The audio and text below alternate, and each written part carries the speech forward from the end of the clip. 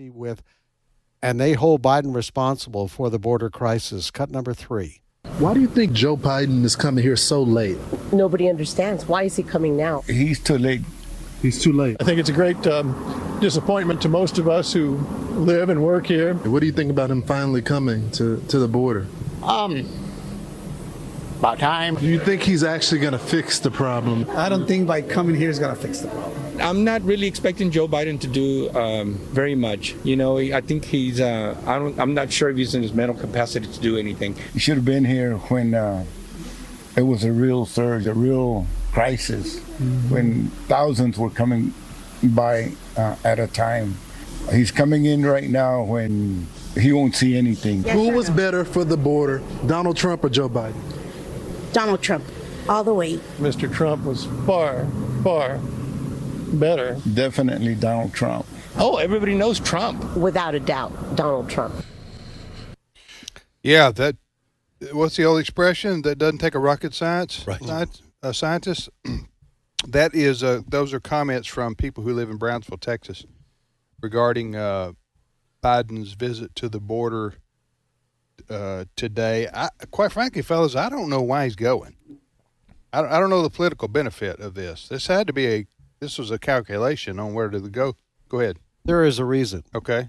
Back several weeks ago, former President Trump made it known that he was going to Eagle Pass today. So I think this is a little bit of one-upmanship. Okay, we don't want Donald Trump standing there in Eagle Pass, which is still a busy area for illegals. We don't want him getting the attention, so we're going to send the president down to a quiet area to counteract what Trump's visit in Eagle Pass today. Okay, I understand that you're wanting to counter what Trump's doing, Biden is, but I see no benefit at all politically for Biden to go down to the border at all. They've ignored it for 3 years. Mm-hmm. Just ignore it. Just go ahead. Here's my guess, and I don't think this is going to work, but they have to have a message about the border because the border has rocketed up the list. Number one issue of the issues that are concerning to people. So you can't ignore it. So you've got to have a message. Here's what I think the message is going to be. I don't think this is going to work because it is cemented in people's minds that Biden is the reason why there's a problem on the border. But their message, I think, is twofold. Number one, hey, the president has been down at the border. Okay, now they can say that. He has been down at the border. He is concerned. He wants to do something about this problem, but Republicans are stopping him because they won't give him the money. Okay, so I think that they've got to have a message. That's what I think the message is. I don't think that's going to work. And frankly, it is pretty shocking at the damage that President Biden and his administration has done in 3 short years.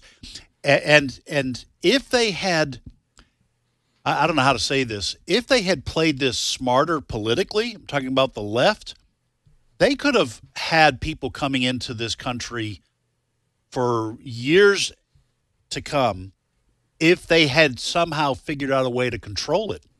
But the video of tens of thousands of people sweeping across the border on a daily basis, and that sheer number overwhelming now cities, not just on the border, but all across the country, has actually, I think, worked against whatever the Biden administration had hoped to accomplish. So, Ray, how many Americans are going to see the news tonight, and go, I'm proud of Biden for taking a stand and stopping illegal immigration in America.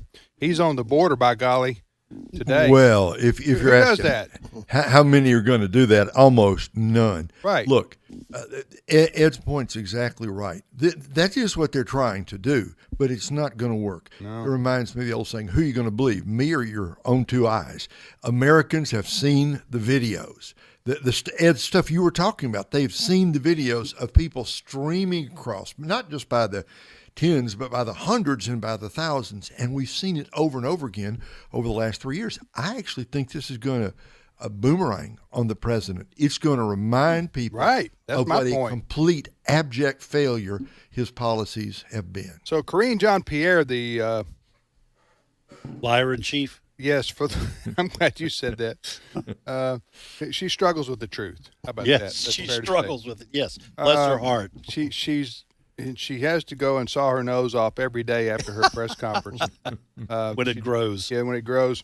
So I guess today she's going to say, today on the agenda, the president is down at the border where there is no crisis.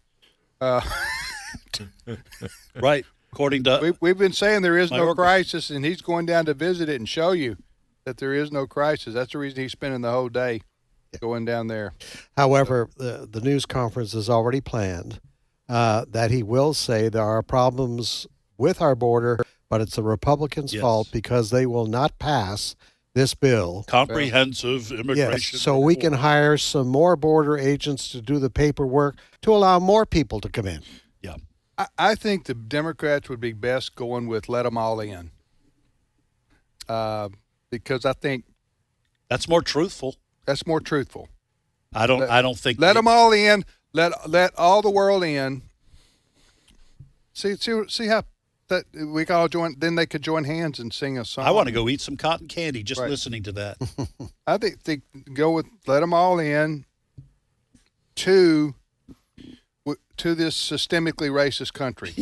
Right. We want Let them feel the brunt let of them- systemic yeah, racism. Of systemic racism. We want all these people to come in and experience what we're experiencing. You know, we in talking about what is forming in the minds of voters, and I think this could, I don't know how many percentage points this could shave off, but I think this issue of illegal immigration and the impact of it has the potential to shave 3 or 4 percentage points off the Democrat support in the black community and in the Hispanic community.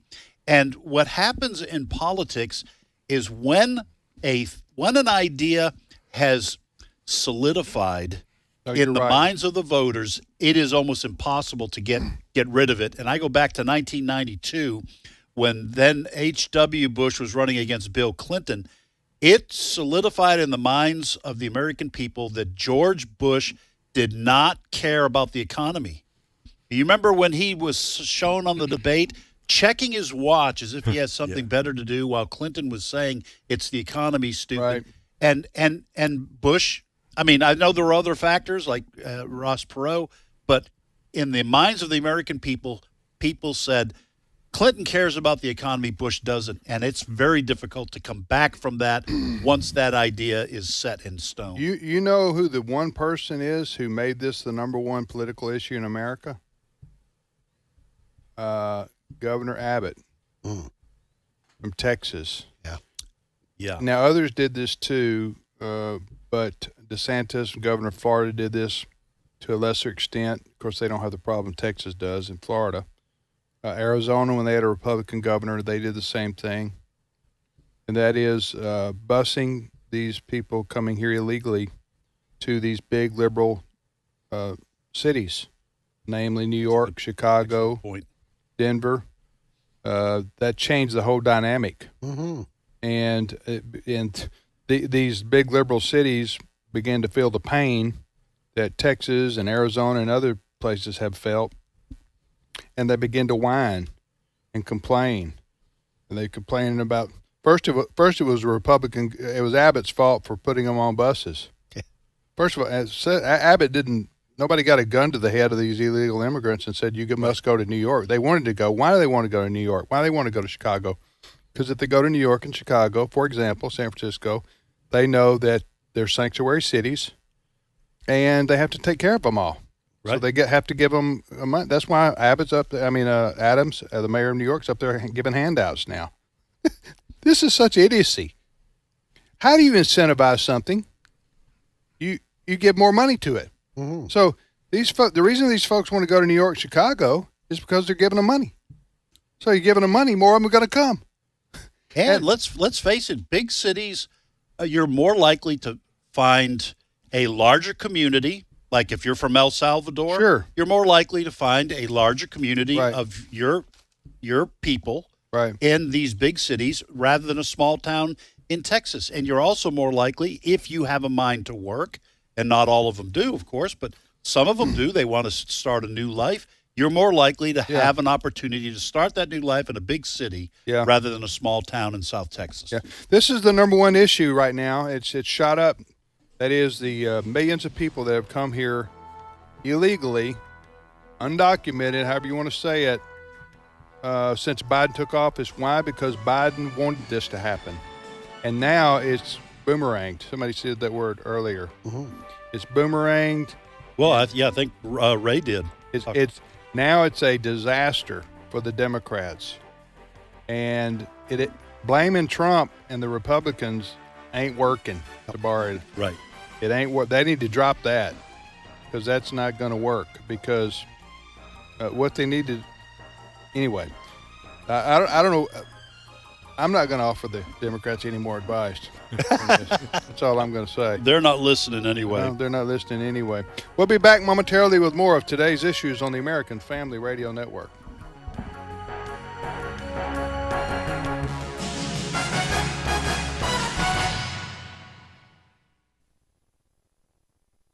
It's my turn.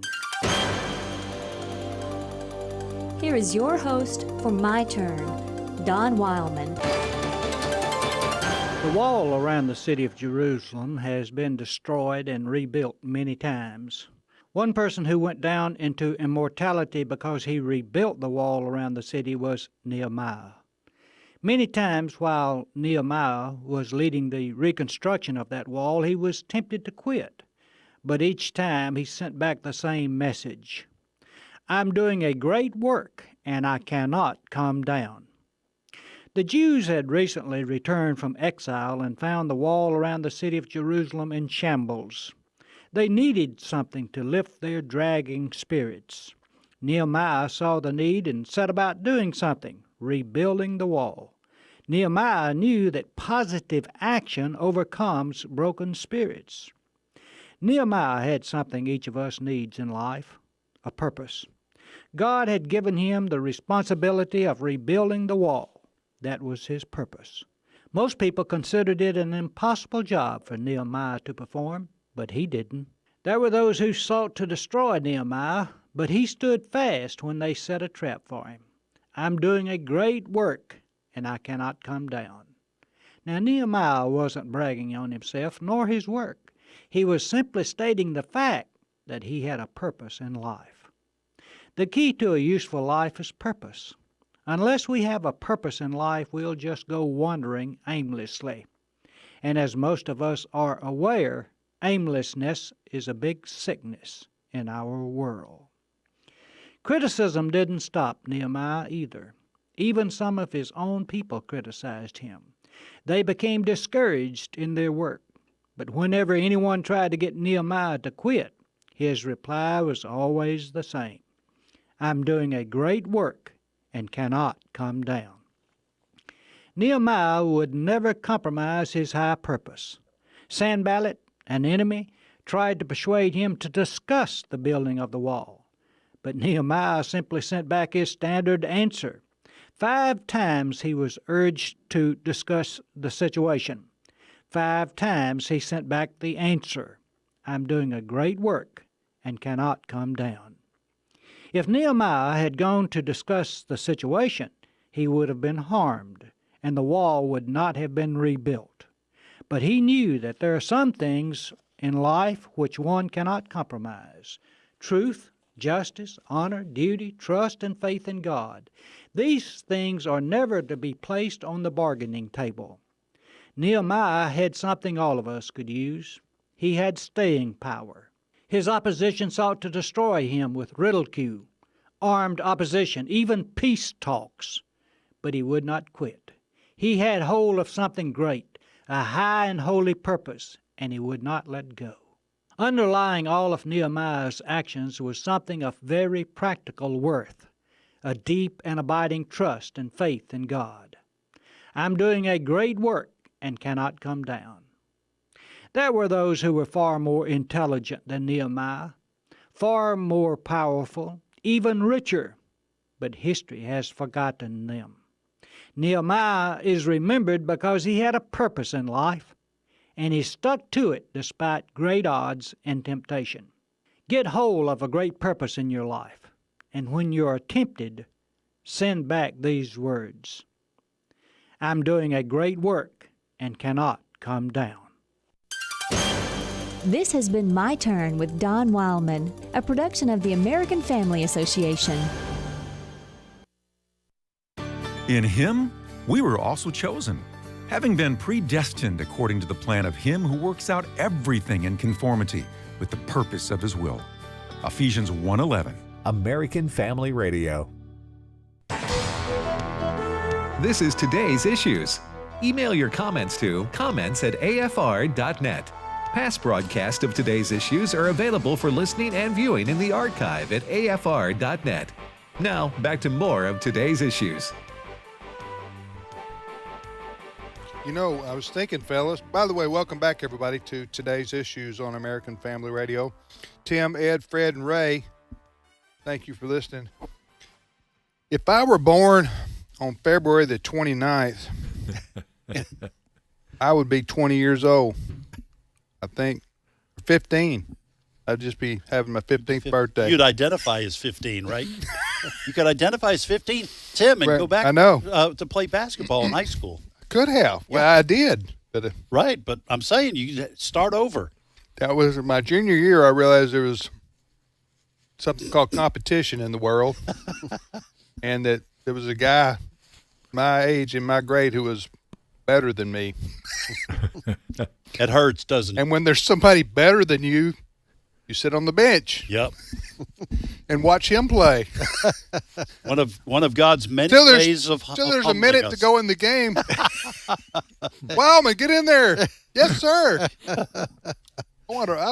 This is why I run laps and bust my hiney and practice so I can get in for the last 57 seconds. When the game doesn't really count. Hey, Mom. Hey, Dad. Yeah. Watch this.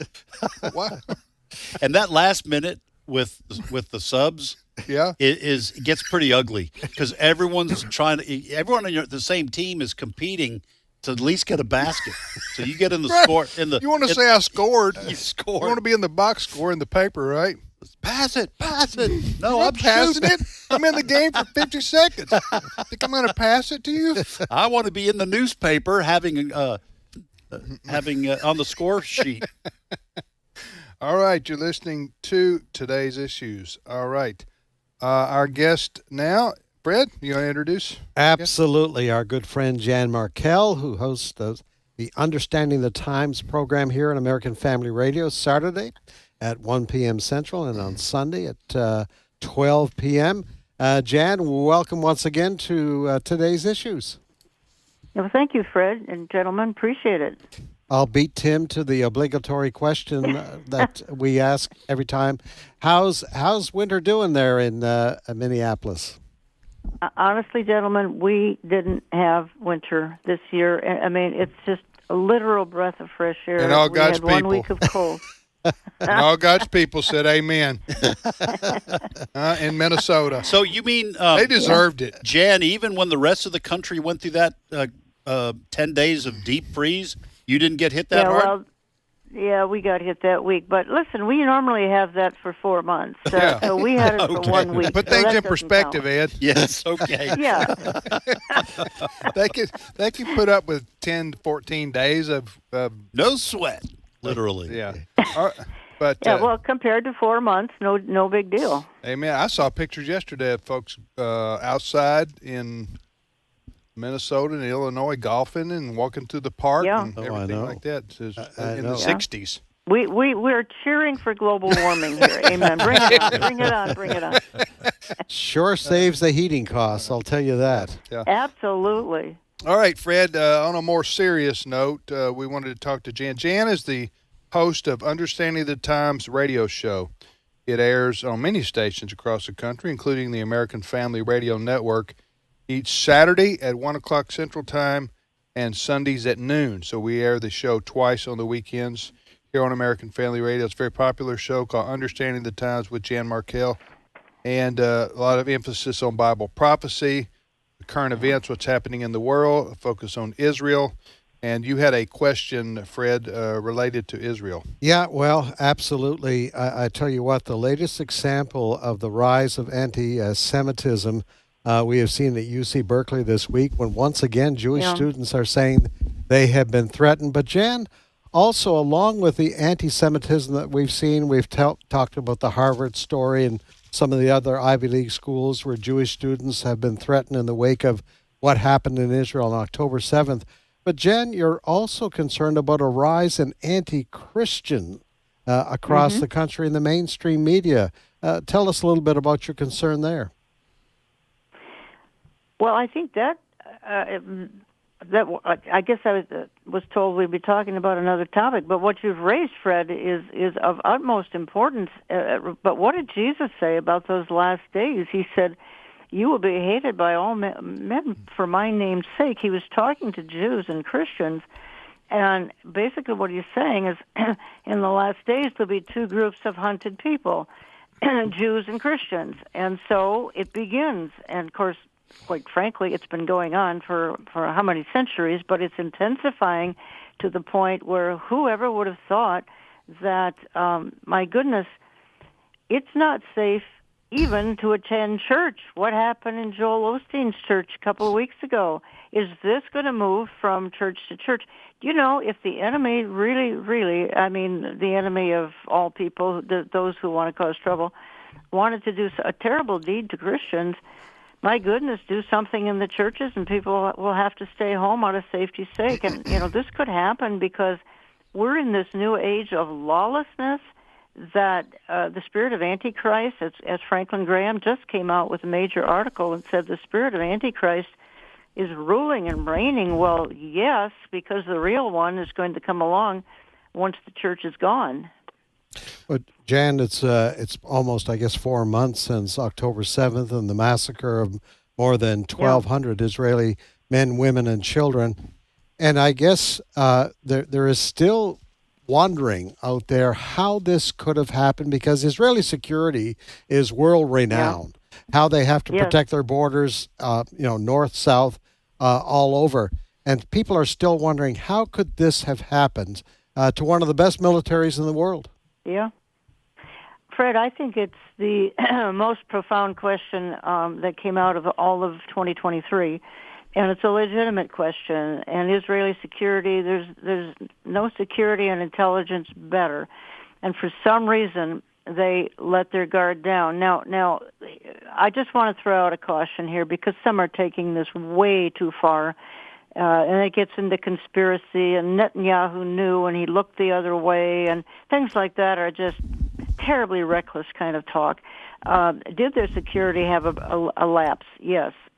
Caroline Glick, you all know who Caroline Glick is. Yes. And she's talked about this openly, and I think you know that, Fred.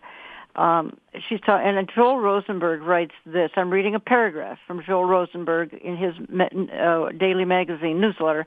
He says, IDF intelligence noticed a number of Hamas terrorists activating Israeli SIM cards in their phones just after midnight on October 7th, mere hours before the Hamas invasion. Rosenberg writes, Channel 12 reported that despite all the warning signs, a request by IDF's Southern Command to station helicopter squads closer to the Gaza border was denied shortly before October 7th. The request was rejected after intelligence estimated that the warning signs indicated that the activity was, listen now, only an exercise, and decided not to burn sensitive intelligence resources by overreacting. And then he concludes, despite the warning signs and several other indications, the intelligence services tragically remained convinced that Hamas wouldn't dare attempt an invasion on the scale that it did. And you add to that, gentlemen, that the kibbutzim in southern Israel near Gaza were a bunch of, if I can be blunt, leftist peaceniks. And they thought that they were befriending the Gazans. They were employing them. They were taking them to medical appointments. They would never do anything to harm Israel. Well, I'll tell you, this is fact. Those Israeli leftist peaceniks are now Israeli rightist people. They've swung from left to right because the whole mood in Israel has swung from liberal to conservative because of what's happened here. Well, I think, Jan, it is true about any intelligence agency in any country that conducts intelligence, that there is some guesswork and there are some assumptions that have to be made, and anyone can get it wrong. Even as Fred said, someone as a country whose intelligence agency is as renowned as Israel's, you do make assumptions, and unfortunately, when you get it wrong, the results can be catastrophic. Exactly. Well, and that's what And happened. They were catastrophic. They were Holocaust too. That's how catastrophic. But I would tell you this, and Ray, you comment too here. They're going to, if they aren't already, there will be reckonings for who's responsible. It sounds to me like in the chain of events you described, Jan, it was whoever decided not to send the resources that were requested by the people in the Southern Command, so to speak, I guess. Yes, that is correct. Okay, whoever denied those resources and didn't take this seriously. I'm talking about when you were talking about all these cell phones that were. What did you say happened? Yeah. Exactly.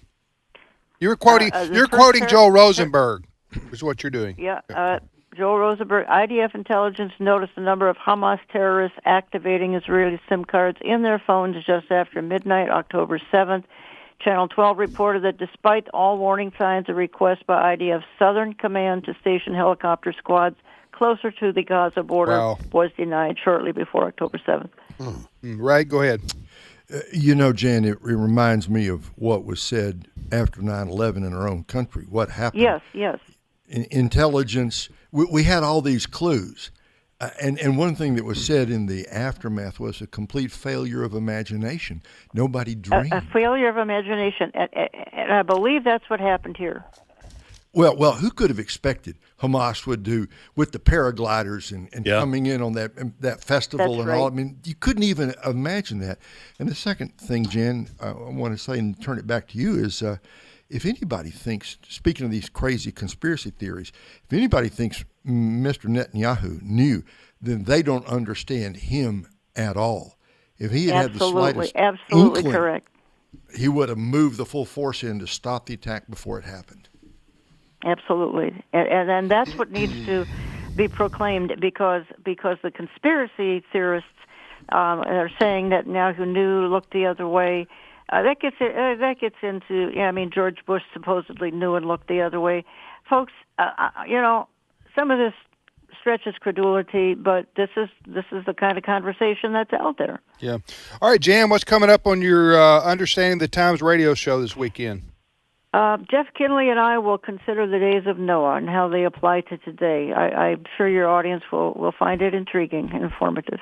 All right. Well, thank you very much, Jan. Have a great day. Thank you. Okay. Thank you. Bye now. Bye-bye. That's Jan Markell joining us from Minnesota. You're listening to Today's Issues. Fred, what are you referring to? You're pointing at something. They're just showing shots of the wildfires in Texas. It's just beyond belief. The size of this, the extent of it, and how horrible That's it is. the image right there. You can see it from space. Yeah. I saw satellite pictures of you can see it from space. Over 1 million acres are burning. Yeah, you just wonder how far this is going to go because the winds keep up, Again, we have a lot of listeners in the Texas Panhandle, Amarillo, Borger, Pampa, another town or two that we have radio stations in there. It's an American Family Radio, so we've been there a long time. Yeah. But bless their hearts. That's tragic what we're seeing here from the Panhandle. Yeah. And then you said that's going into Oklahoma, that little sliver of Oklahoma? Yes, parts of it have Panhandle the of fires. Oklahoma? About 32,000 acres is what I read in Oklahoma thus far. So it's out of control. It is. Yeah. You said that only 3% of it's 3% contained. Yeah. Which is not much. It's sparsely populated area of the That's country. what Ray was saying is that because it's sparsely populated, it's difficult to get the people out there who can. I mean, where do you hook up for water? Right. If it's in a city, a fire, you hook up to a fire hydrant. There's none of that out there. And you can't take enough planes in right to drop. Now, I shouldn't. Ray, I shouldn't. I don't know. None of us here are experts on firefighting. Right. Certainly not wildfires. Right. But I do know enough to know, that they firefighters, when they have massive fires like this, try to set up perimeters, burn back, right, or something to stop the fires. But when you have a wide open territory like this, and you have limited resources around there, talking about firefighters and such, and high winds, and particularly high winds. Yeah. I mean, I'm sad to say this, but there's no stopping that till it Right. burns out naturally. Well, that's why Fred was talking about maybe if some weather comes in with some more rain, whatever, then you can maybe stop it. But it's Yeah, if you start thinking about containing a fire that's bigger in size than the state of Rhode Island, where do you start? Right. You don't have enough planes, you don't have enough trucks, you don't have enough men and women on the ground who can do what needs to be done. I've been up in that area. It's beautiful, but it's wide open. So, and with the scrub brush everywhere, when the fire starts, Tim, how do you stop it? Well, and also you're talking about personnel out there. You also have to be careful they don't get trapped. If this fire is moving that quickly, it can leap over people and shut them in to where now you've got casualties. This looks like an inferno when you watch the pictures. I mean, it's just like something out of the apocalypse. Yeah. When you see these pictures with the sky and anyway. I think the orange sky I'm talking about. Yeah. Go ahead. So the I-40 runs right through that area, I believe, doesn't it? The Interstate 40? Yeah. East and west. So this is going to, I assume it's going to affect transportation. That's one of the main thoroughfares across the country. Yeah, for trucks. I-40 is. Yeah. Yeah. Anyway, just pray for our friends in the panhandle there of Texas. And I don't, like we said, who knows when this fire is going to stop, how far it's going to go. You do need rain. That would be the number one thing that would help. Pray for rain. Pray for rain. Yeah. You're listening to Today's Issues on American Family Radio. Ed, you want to tell folks how they can watch us on the internet and keep up with us there? Absolutely, folks. If you would like to watch the live video stream of this show and other shows on American Family Radio, here are a couple of options, at least for this program, Today's Issues. You can go to Facebook, search for Today's Issues. You can go to YouTube, search for Today's Issues Live. That's what you'll type in. Or go to our own streaming platform, streaming.afa.net, streaming.afa.net, and there you can watch the live video stream. If you go to afr.net, folks, you can also listen after the fact. You can get the podcast for this program. Listen to it while you're on your way to work in the morning, so on and so forth. You just go to afr.net. There is a tab for podcasts and you click on that, and then it will take you to our podcast page. You can scroll and find other fine programs, not just the superior content that you'll find here, okay, but other great programs. And I say that tongue-in-cheek, by the way. We have all of our shows are excellent. So you can check out the podcast at afr.net. Yeah. Can I toss in one other thing, kind of just talk about what Jan Markell was talking about? Mm-hmm. I just want to encourage Christians who are listening. I don't have a problem listening to people spout their conspiracy theories, okay?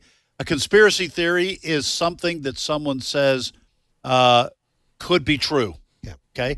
That's fine. You can talk about what could be true. Benjamin Netanyahu, it is possible that he knew about the potential invasion and decided not to do anything about it. However, Christians are supposed to speak the truth. If you think that's true, then do some research and prove it. But don't throw out ideas and slander people just because you think it is possible, because that's what it is. It's slander. And Christians ought to be responsible with their words. And so don't say something about another person that will disdain their character if you do not know that it's a fact. Talk about conspiracies all you want, but please be careful to tell the truth and only the truth when you're talking about people who are Conspiracies are known. good for like Saturday morning coffee at Hardee's Yes, with a bunch of old men That's right. sitting around, and they run out of things to talk about. Yeah, and say this could happen. This could happen. No, you are right. We do have a standard in the Bible for talk and discussion and in the words we say. Yeah. Right.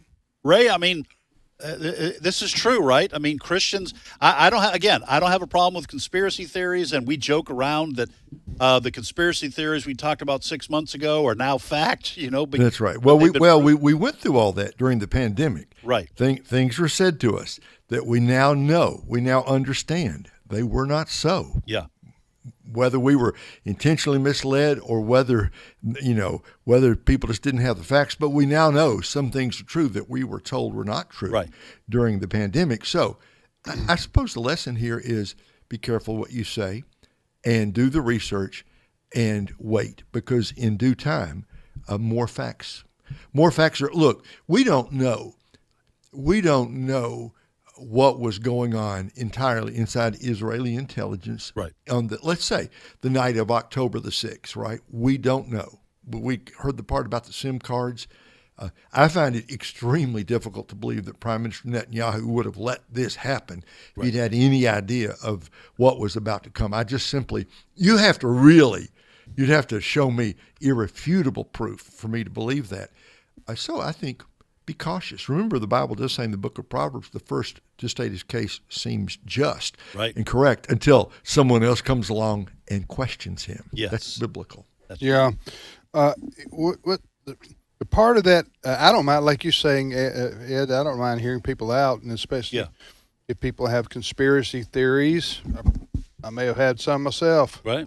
Like why I didn't get to start in high school on basketball. That may not be a conspiracy. Saying the dad of the kid who started ahead of me could have paid off the coach. Right. It's very I don't know. Do you know? I don't know. Okay. But you wouldn't say that out in public. I couldn't prove it. You couldn't prove it. I had my thoughts on that, but I couldn't prove it. My thought. I have my suspicions. I have my suspicions. So it was a conspiracy theory I had. Yes.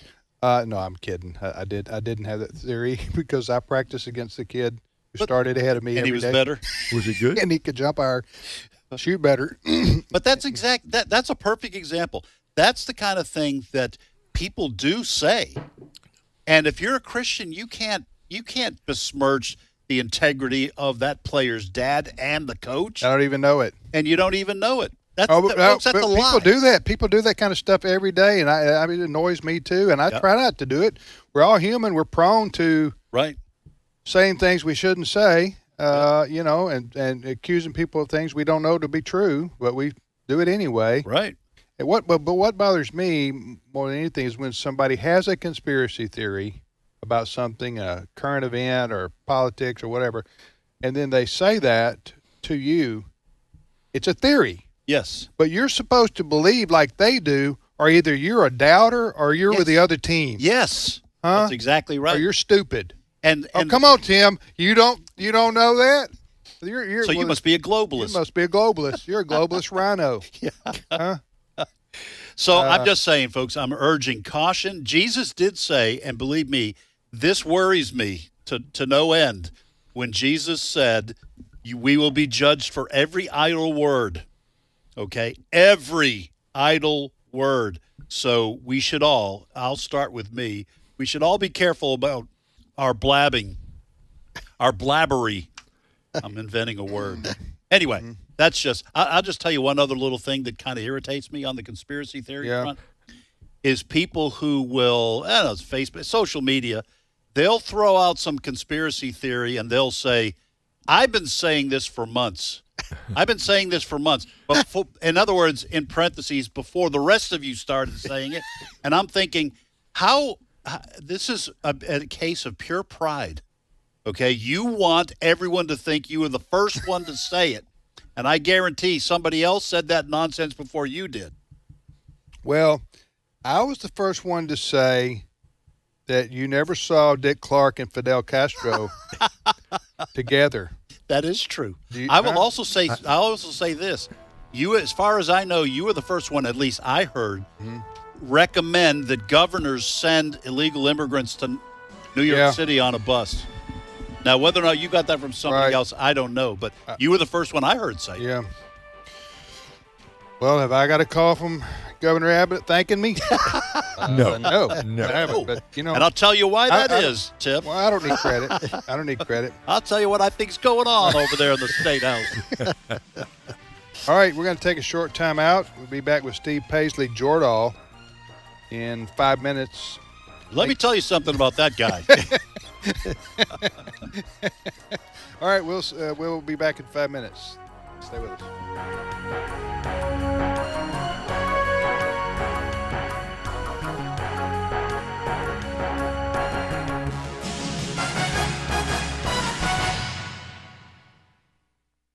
The views and opinions expressed in this broadcast may not necessarily reflect those of the American Family Association or American Family Radio.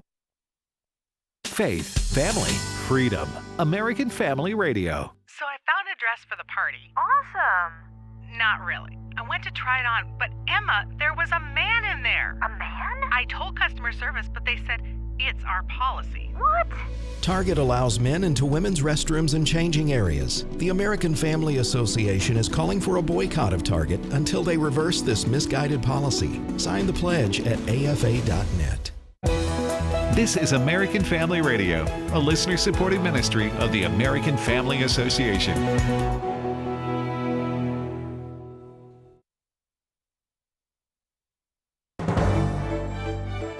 American Family News, I'm Rusty Pugh.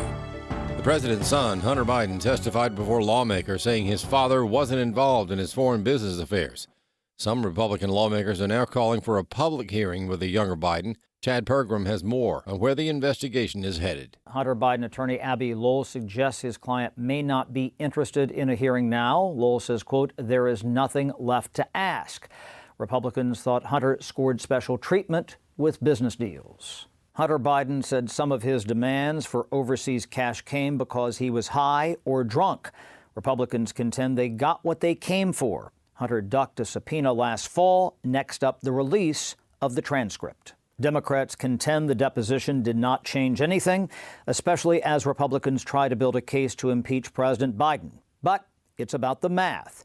The GOP probably lacks the votes. A circuit court judge in Cook County, Illinois, ruled yesterday that the state can disqualify Donald Trump and kick him off the state's ballot for the March 19th primary. But the problem is, according to Fox News legal analyst Shannon Bream, she had no authority to do this. And it goes against what had already been decided in the state. What this judge in Illinois did overturned a bipartisan election commission who had already said you can't mount this challenge, you can't kick him off the ballot this way in the 14th Amendment. So they're overturning what was done in a bipartisan manner that said this doesn't work. But I mean, the fact is the Supreme Court will very soon give us a decision on Colorado, and that's really going to make the case for what the rest of the states can or can't do. Attorney Greg Jarrett says this low-level judge apparently needs a lesson on the Constitution. And even liberal justices scoffed at the idea that the 14th Amendment applies. It doesn't. The office of the president was specifically excluded in the amendment, and declaring by fiat that Trump is guilty of insurrection when he hasn't even been charged or tried for that, that is an assault on the due process. A conservative activist is pleased that the Republican National Committee is getting a new chairman, not related to Mitt Romney. Chad Groening has more. It is a sign that the MAGA movement now controls the Republican Party, and Donald Trump leads the MAGA movement. RNC Chair Ronna McDaniel will leave her post on March 8th after being increasingly blamed for the former president's 2020 loss and the party's failures to meet election expectations the last 2 years. Robert Knight is a conservative activist and a columnist for the Washington Times. I think anything that reduces the impact of the Romney family on the Republican Party is good. She's the niece of Mitt Romney, who has been awful in recent years in undermining his own party's agenda. He even voted to convict President Trump in the sham impeachment. The guy is a disgrace to the Republican Party. And Knight is impressed that Trump has tapped North Carolina GOP Chair Michael Whatley, a little-known veteran operative focused in recent years on voter fraud, to replace McDaniel. He has a deep concern for election integrity and a deep concern about stopping vote fraud. And I think that's a deep concern of many Republican voters today. They're afraid the election will be stolen again, like it was in 2020. Trump also picked his daughter-in-law, Laura Trump, to serve as committee co-chair. I'm Chad Groening. The latest readings on inflation indicate the Federal Reserve still has work to do to get inflation down to 2%. Jenny Cosola reports. The PCE, Personal Consumption Expenditures Index for January, closely watched by the Federal Reserve, offers a mixed picture on inflation. The January PCE rose at a 0.3% pace as expected. Core PCE, excluding food and energy, rose at a sharper 0.4%. The PCE for the year ending in January was up 2.4%. That's an improvement. And the number the Fed focuses on, the core PCE on an annual basis, slowed to 2.8% from 2.9% in December. Jenny Cosola, Fox News. And Wall Street's latest winning month is heading toward a quiet finish as U.S. stocks drift around their record heights. More news available online at afn.net and download the AFN mobile app for your Apple or Android device. I'm Rusty Pugh. Real-life heroes don't look like the ones in the movies. Mark Nichols doesn't wear a cape. He's a business owner in a small Arkansas town who took a stand when his local library opened their children's section to the radical LGBTQ agenda. When you give today to AFA Action, you're helping to protect the innocence of children. We'll also give you a free copy of Mark's story. It's the latest DVD in our Impact series. Visit afaaction.net today. afaaction.net. Today's Issues continues on AFR with your host, Tim Wildman, president of the American Family Association.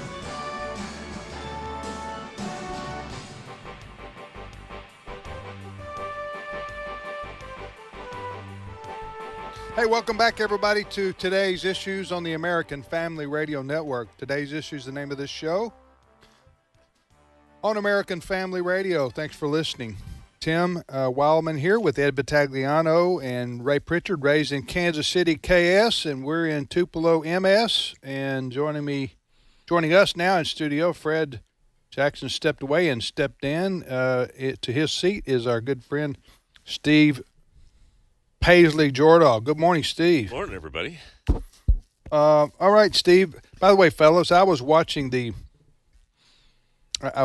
at I typed in Texas wildfires from space or from satellite imagery or whatever, and you can see satellite imagery of the fires. Now, I don't know, this is from, I'm trying to see, this is from Tuesday. What's today? Thursday? Thursday. This is from Tuesday. I'm looking at it, but you can see it from outer space from one of our satellites, the fires spreading. You know, I'd like to see an updated one, but anyway, just the fact that you can see these from space, Ray, pretty amazing. That's how big they are and how intense they are. It's phenomenal. And you asked about the smoke. You remember last year when we had all those wildfires up in Canada? Yep. And the smoke moved down into Michigan and into Pennsylvania and across New England. Same thing's going to happen here. Even down, I think, into Kentucky, wouldn't it? In Virginia, it was, but this smoke obviously is going from west to east. The way the wind blows. I'll bet you they're really smelling it all over Oklahoma. Yeah. Anyway, that's just, I was looking at that from satellite imagery. All right, Steve. Hey. Well, let's start here, why don't we? We keep getting more information that we're still dealing with the murder of the University of Georgia City student. She Lake wasn't. Riley. She Lake was Riley. not. Yes. Excuse me for interrupting. She was a former student there. She was going to Albany State or somewhere. Augusta. She was a college student in the area. A nursing student. It was on the campus, I believe. Yes. Yes. Anyway, so never underestimate the power of woke. I got to tell you. So the mayor of Athens, this is a college town elected by liberals. He obviously is one, because you're going to hear from this mayor. Let me get his name so you can find it. Here it is. His name is Kelly Girtz, Girtz. And he has thought about the murder of Lake and Riley and those who want to blame immigration for it. Cut 5. While 2019 was not that long ago, you might remember the dynamic we were living in the late teens in this country, where you had the President of the United States speaking in the most vile terms about people who were foreign born. And you had that notion metastasizing in places like Charlottesville. This is an invasion! You're a liar! We're here to listen. Liar! There'll be time for questions. You are guilty and got blood on your head! In the main, I caution against conflating immigration and crime. The data demonstrates that the two are not connected. First of all, that is a well-worn pair of shoes he trotted out. Right. In terms of it being a lie. Did you like that? That was pretty good. I just made that up. Yeah, it was. Yeah, I was thinking about Mr. Bojangles while you were saying that. That's a lie about President Trump. Yeah, he did not speak, quote unquote, in the most vile terms about people who are foreign born. He made a comment about, and now is an infamous comment, about some of those coming across the border illegally, being rapists and criminals and stuff. And murderers of college students. Yeah, and so the media twisted that and said he was talking about all immigrants, right, and all illegal immigrants, and so that part struck me as being a familiar lie. Never let the facts get in the middle of a good talking point. Yeah. Right. What is it? What is this guy doing? This mayor? He sounds like a woke, far left talking points machine. Now, I didn't hear all of everything he said. I'm sure he expressed condolences to the family and called it a tragedy. The point is, this young lady died because a man was here in our country illegally who shouldn't have been. Right. Otherwise, she would still be alive. Yes. That's all he needs to say. Period. Huh? And and something needs to be done. He needs to be saying something needs to be. Our federal government, namely our president, needs to do something to stop this from happening any further. But now, when Athens was declared a sanctuary city, he's the mayor, Mayor Kelly Girtz. He's the mayor who was there for that little ceremony. Anybody that's for a sanctuary city, all right, Steve, I know what it is, but define that. A sanctuary city is a town, or sometimes a state. Sanctuary is where the governing bodies, in this case the city council, some case it's the legislature or a governor, says that this is a place where illegal immigrants can come, and we will not turn them over to ICE. We will help them with social services. We welcome them, but we will not involve immigration. We will shield them from the immigration people that want to kick them out of the country. I have a couple of questions about this, and I know we're rabbit trailing here, which is rare for us. Ed, I'll ask you, Ed, and then I'll ask Ray. I have other questions here too. But what would be the motivation for a city like Athens, Georgia, for example, New York City, Chicago? What's the point in declaring yourself a sanctuary city? Why do you do that? Because I don't understand the reasoning for that. Well, it is part of your worldview that, number one, believes that nationalism is wrong. In other words, for Americans to defend their borders means we think only American citizens have a right to the fruit of this nation. And second of all, that because those borders are immoral, when people come to our country looking for help, we should welcome them in. And because under the Trump administration now I'm talking about, because this is what they would say, the left would say. They would say because they started this under the Trump administration where he was keeping these people from coming in, we're going to say, if you want to come here, you're welcome to come to our city or our state. and we won't turn you over to the orange man and the federal government because we invite everyone here who wants to come. I totally disagree with all of that, but I think that's their argument. Okay, so Ray, what you're doing is, if you're a sanctuary city or in the U.S., you're saying openly, we will defy federal law. Right. Because we will not cooperate with the immigration. Yeah, we won't enforce immigration law. Well, now let me just jump in here just really quickly. The federal law does not require cities and states to cooperate with ICE. It has always been done voluntarily. Yes, we will cooperate with the federal government. So it wouldn't actually be defying the law, but it would be stating we disagree with the law, so count us out when it comes to yes, helping. but the motivation, and Ray, or the reason why somebody would feel the need to declare themselves a sanctuary city is to just say, we're not going to cooperate with the feds on deportation. We don't care how many people come here illegally or what they do.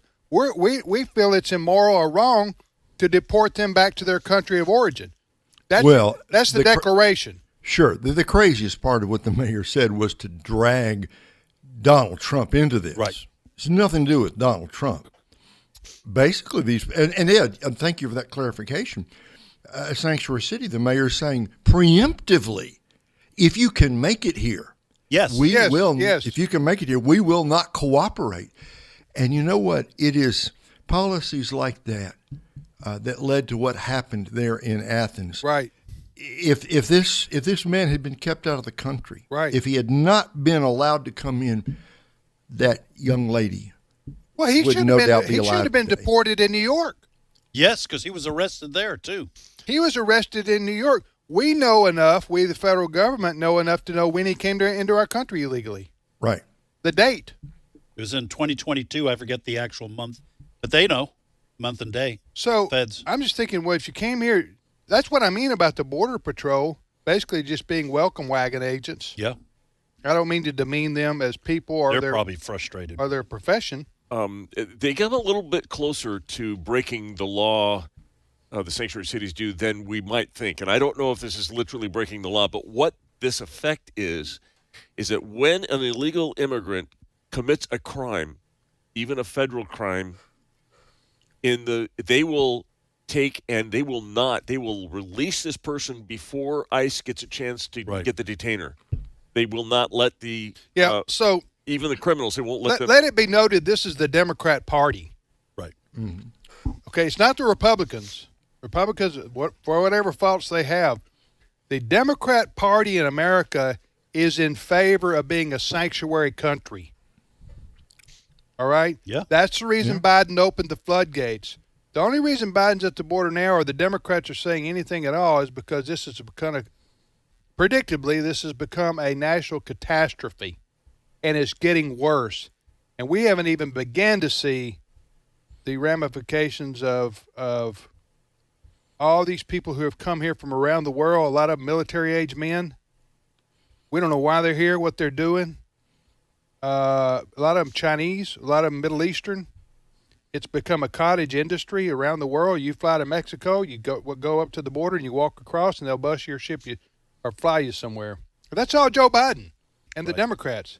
They're in favor of being a sanctuary country. Yeah. I mean, that's a good way of saying it, because that's what they want. That's what they want. And Joe Biden, when he was running for president, said, I will invite a surge, which is his way of saying we will become a sanctuary country. And remember, we've noted this before, the Democrats believe in paying for medical insurance.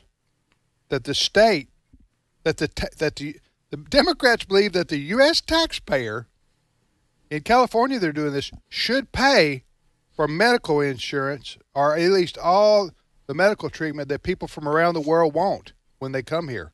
Remember them raising their hands? Yes. Now, they do this in the name of compassion. That's what they're going to say. With no idea on how to pay for it. That doesn't matter. Just raise my hand. I'm for medical care for everybody in the world who can come here. That's what they did. Remember they did? All the Democrats raised their hands in that debate on that, including Joe Biden. And now reality is hitting in places like New York, and the mayor up there is saying, hey, we got to stop this sanctuary city stuff. This is killing us. Right. Which is a flip-flop. Flip-flop. Yeah. What is it you say famously, Ben? Reality is a brutal teacher. Right. So, anyway, this back to the mayor of Athens, Georgia. He just would have better not to had that press conference. Right. Because this young lady is dead. She was murdered. We know who did it. The family is grieving. The community is upset and angered. You heard those people in the audience. Now I don't know where the press conference was. He starts talking about Trump. Yeah. And whatever he's talking about, woke garbage. He should have just said, we're sorry this young lady died. This man should have never been in our country in the first place. And that's all he should have said, right? Something to that effect. Let me wear my reporter hat and just put in Okay, a you go ahead. legal disclaimer that we don't know who did it, but we have a suspect. Right. An alleged, a real suspect, that allegedly That's did the true. crime. So we don't have a visit. We know allegedly who did it, right? Right. They got him in custody. Yeah, they have an arrest. Right. But all the evidence so far points to him being I the one. don't Yeah. think there's much doubt in many people's minds, but until he's All right, you're listening to Today's Issues. Next story. all right. Senate Leader Mitch McConnell is stepping down. He's resigning from his leadership post, not his seat as Kentucky Senator. But I would like you to hear a little bit of what he had to say. This was on the floor of the House. This was yesterday, and this is a little bit of a fairly tearful goodbye. Where is he speaking He's from? The speaking Senate? from the floor of the Senate. Okay. To his colleagues. Cut 8. So I stand before you today, Mr. President, and my colleagues, to say this will be my last term as Republican leader of the Senate. I'm not going anywhere anytime soon. However, I'll complete my job my colleagues have given me until we select a new leader in November and they take the helm next January. I'll finish the job the people of Kentucky hired me to do as well, albeit from a different seat, and I'm actually looking forward to that. But Father Time remains undefeated. I'm no longer the young man sitting in the back, hoping colleagues would remember my name. It's time for the next generation of leadership. That's Senator Mitch McConnell announcing he will, as of November, he will step down as Senate Majority Leader, right? Correct. Senate Minority Leader. Well, he hopes he's Majority Leader next Oh, time. yeah, Yes. I see what you're saying. Oh, Minority Leader. But he currently is the Minority Leader. Yes, excuse me. And then he will stay on, though, until 2027? Is that what he said? That's what his seat is. Well, let me tell you the reason for that. The reason for that is if McConnell were to resign from the Senate altogether, the Democrat governor of Kentucky would appoint a Democrat to fill that seat, and that would, that'd be another seat to the Democrats, and McConnell doesn't want to do that, and the Republicans wouldn't want him to do that. So while I disagree with these people, both Democrats and Republicans, who go into their 80s, some cases 90s in the Senate, I think that's absolutely ridiculous.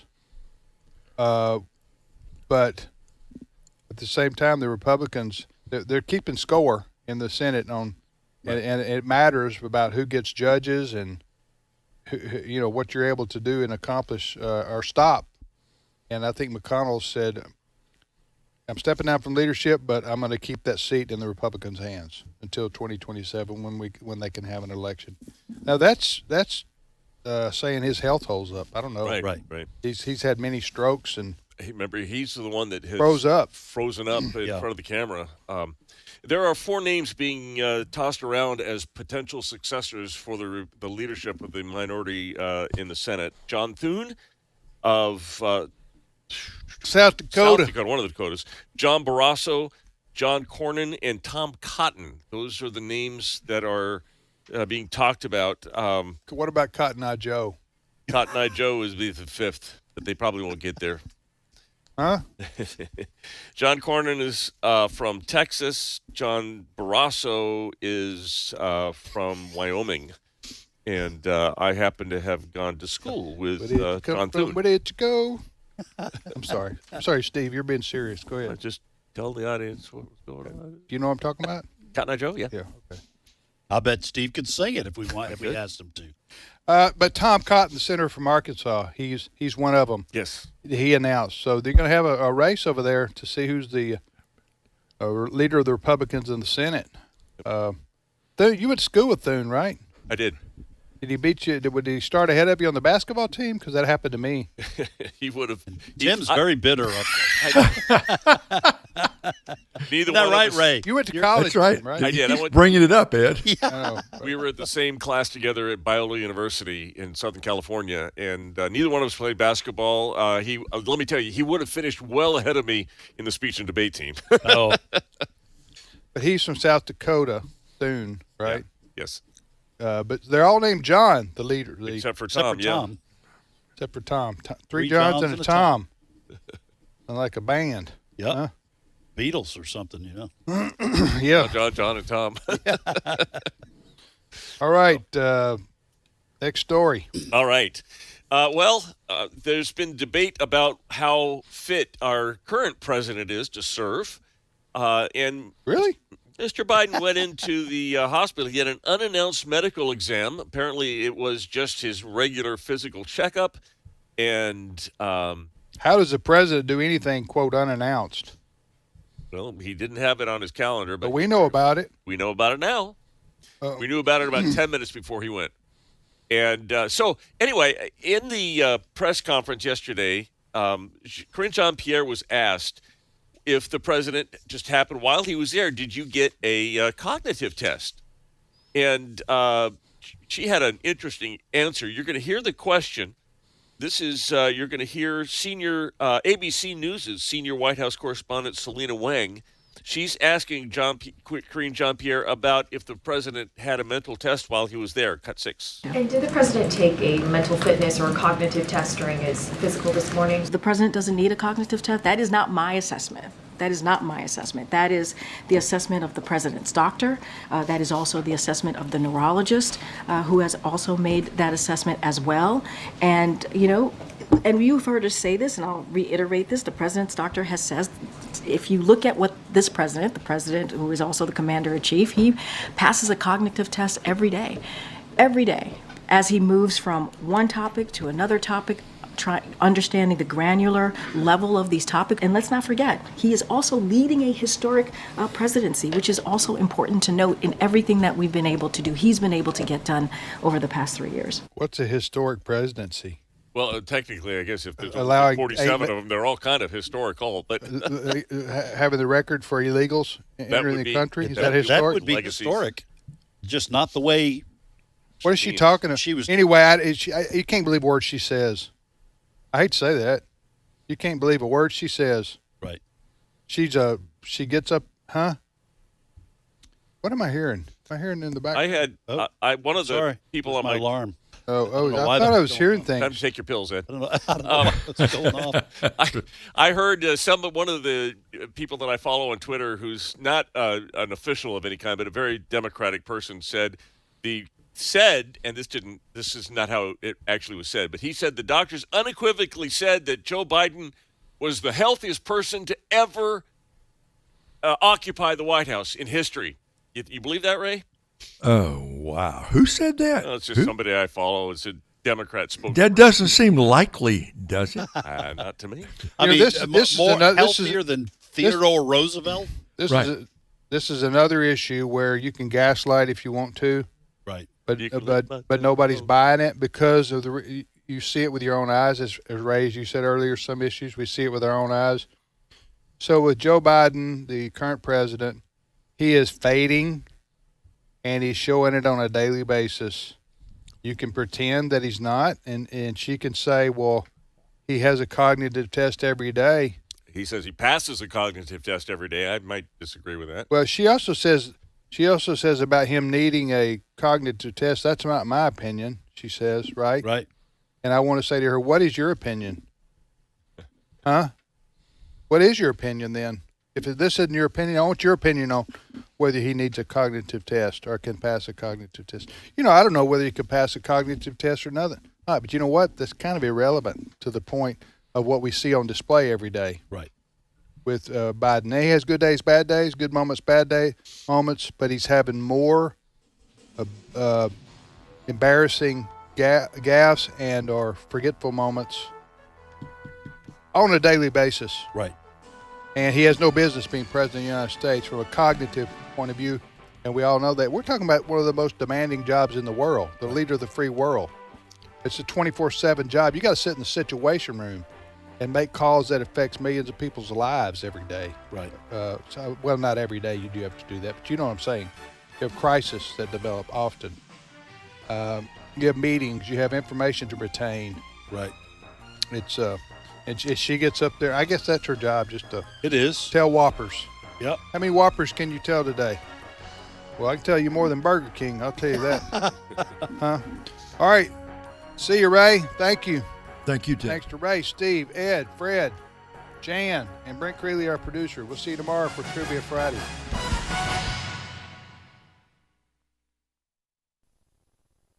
Hello, everyone. I'm Tim Wildman, president of American Family Association and American Family Radio.